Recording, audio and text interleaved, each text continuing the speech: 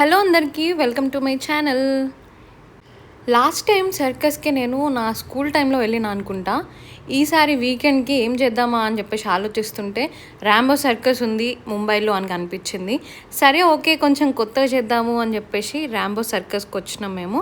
నేనైతే చిన్నప్పుడు మా డాడీతోని సర్కస్కి చాలాసార్లు వెళ్తుండే. ఈసారి అంటే ఇన్ని ఇయర్స్ తర్వాత కూడా సర్కస్ అలానే మెయింటైన్ చేస్తున్నారా, అవే స్టంట్లు అవుతున్నాయా చూద్దాము. అదేంటో కానీ లోపలికి రాగానే మళ్ళీ అవే లైట్స్, సేమ్ సెటప్, అవే కలర్స్ అవన్నీ చూసేసరికి ఎందుకో నాస్టాలజిక్ ఫీలింగ్ వచ్చింది. ఇంకా తెలిసిందే కదా, సర్కస్ అంటే ఈ జోకర్ పొట్టోళ్ళు ఉంటారు.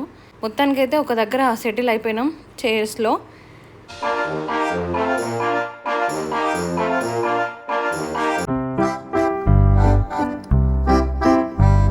చిన్నప్పుడు చూస్తుంటే చాలా భయమేసేది, వాళ్ళకి ఏమన్నా అవుతుందేమో అని.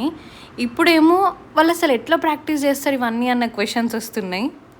ఇలాంటి స్టంట్స్ చూస్తుంటేనైతే ఎంటర్టైనింగే కాదు, వాళ్ళకి ఎక్కడేమన్నా అవుతుందేమో అన్న భయమే ఫస్ట్ ఎక్కువ ఉంటుంది చూసే అప్పుడు.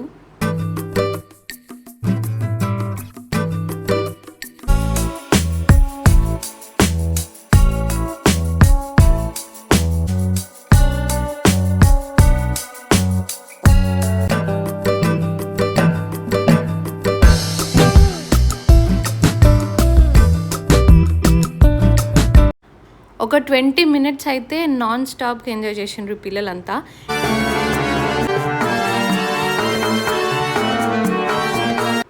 ఫైనల్గా షో అయితే అయిపోయింది. ఈ షోలో పార్టిసిపేట్ చేసిన వాళ్ళందరూ వచ్చిండ్రనమాట స్టేజ్ పైకి.